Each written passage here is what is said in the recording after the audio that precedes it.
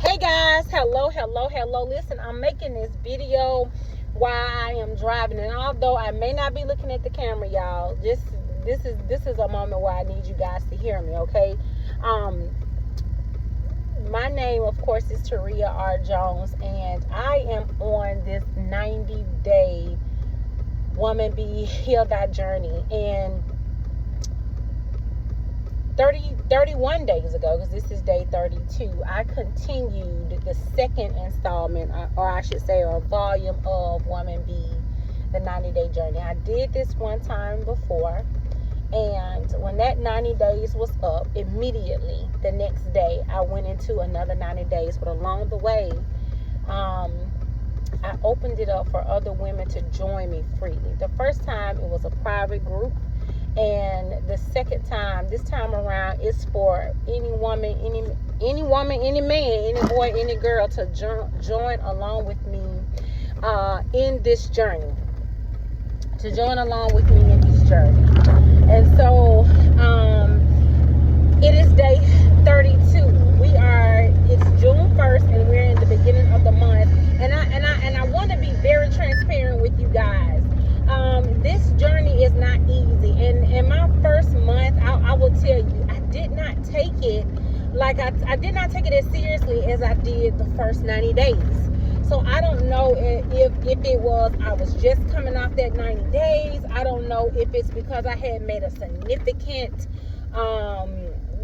to me, I significantly had made progress in my journey, and I slacked up. But I will say this, guys.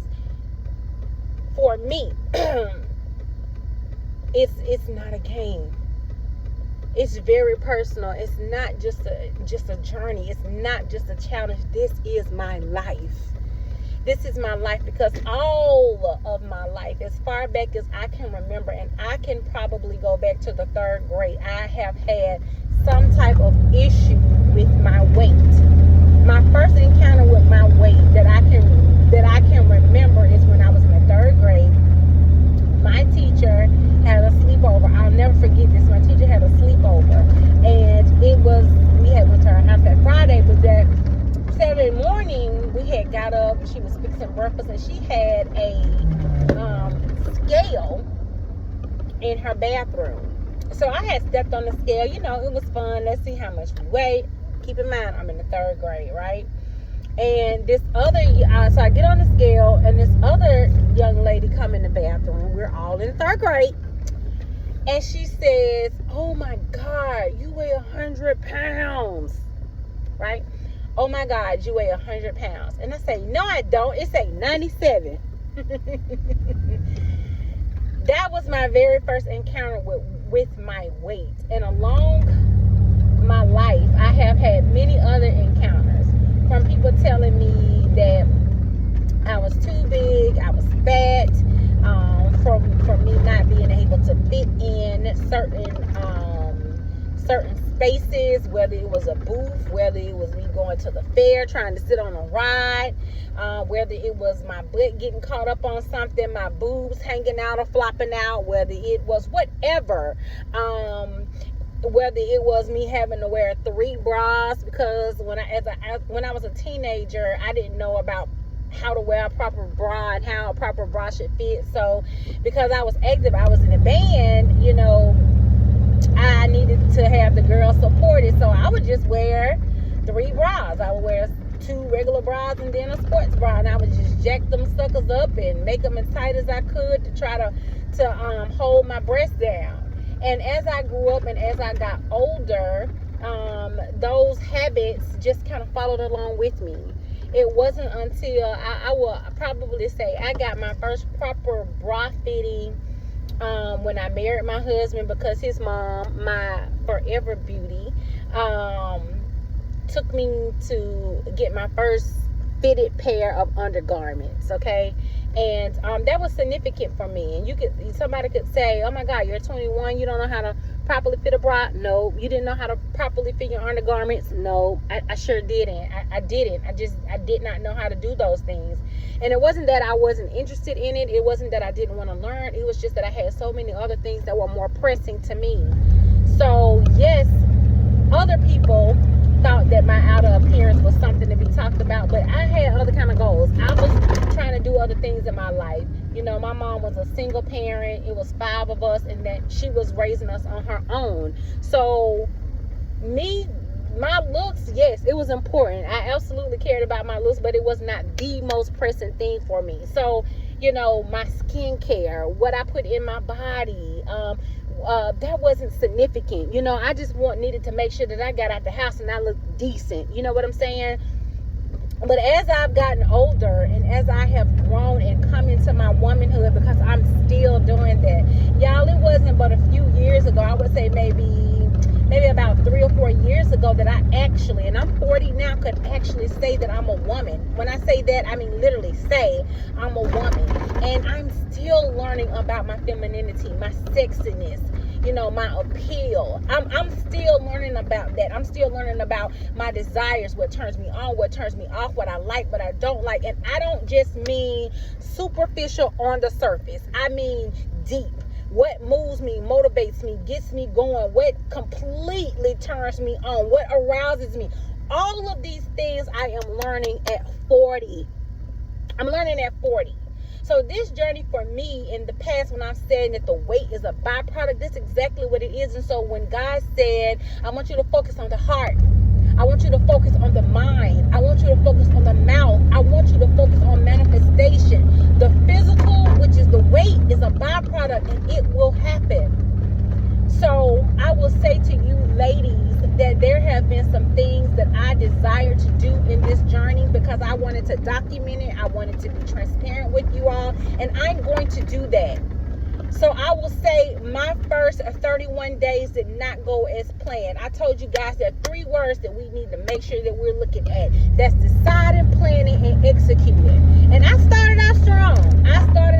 And yes, I was still going to the gym, and I was still posting my little videos here and there. But let me tell you something. The person that you got to live with every day is yourself. And what I was doing was, yes, I was going to the gym. Yes, I was writing in my journal, and yes, I was making sure that I didn't eat this and didn't do that. But what I was not doing, y'all, was that inner work on a consistent basis where I could see change in me.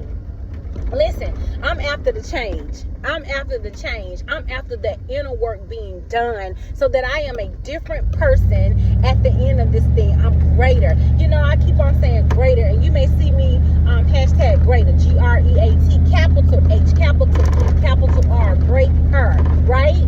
And listen, there is greatness on the inside of us, but you don't want it to just stay on the inside.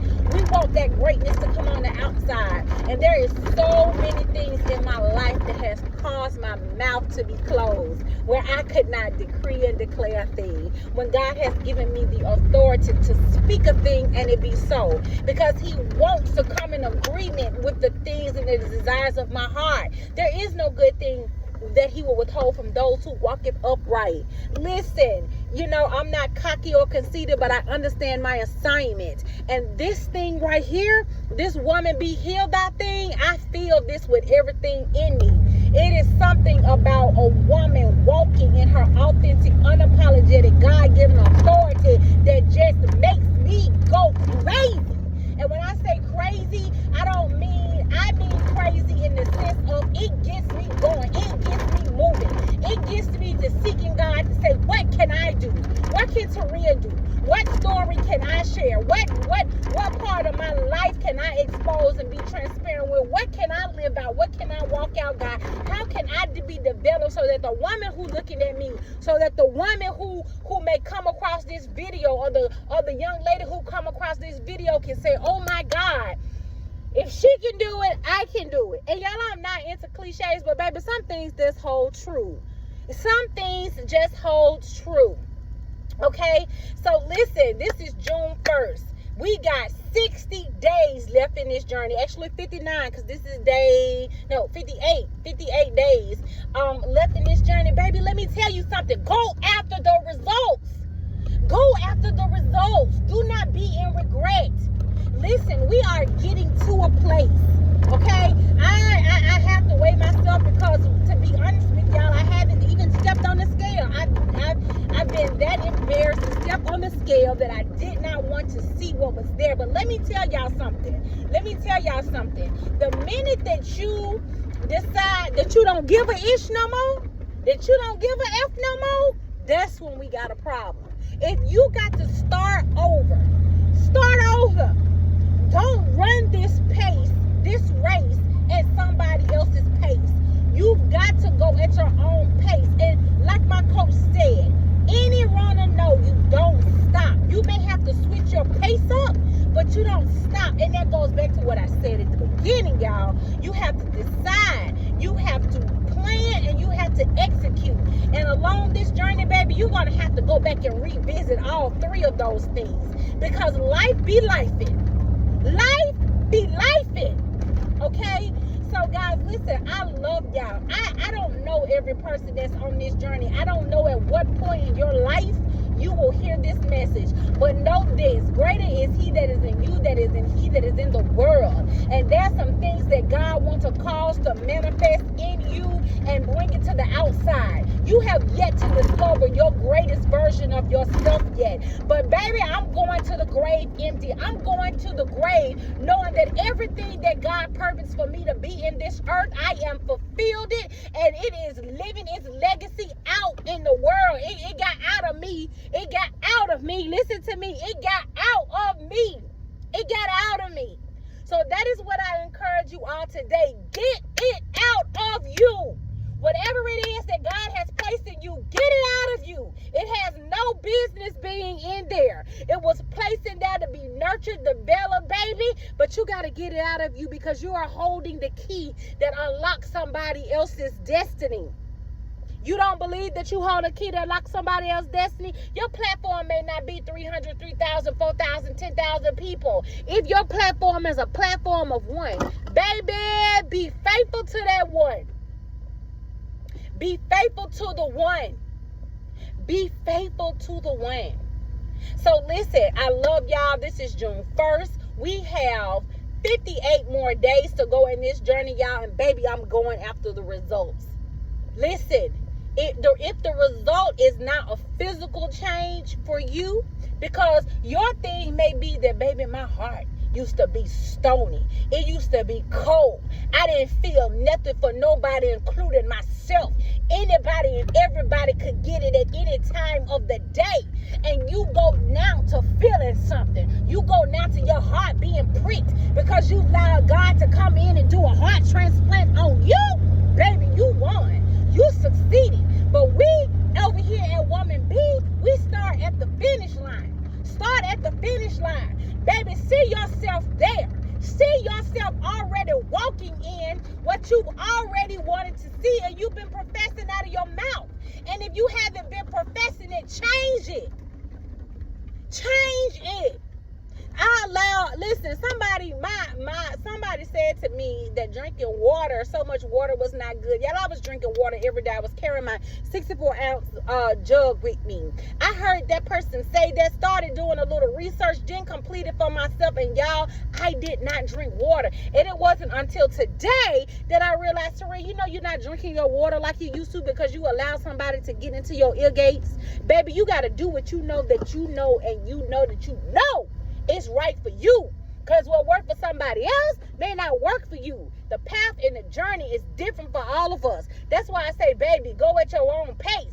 They say stay in your lane. But sometimes, baby, you got to switch lanes to get over. It be time to get off that lane right there. It be time to get off that freeway. Okay? So, stick to the plan, y'all. Make the plan. Decide what it is that you want to do. Listen, decide what it is that you want to do, and know that you're going to come out with the victory on the other end of this. Listen, I love y'all for real. This is Woman Be Healed Thy, the 90-day journey. And we getting ourselves all together right. We walking in our authentic, unapologetic, God-given authority. God is dealing with us and healing our mind, our mouth, our heart,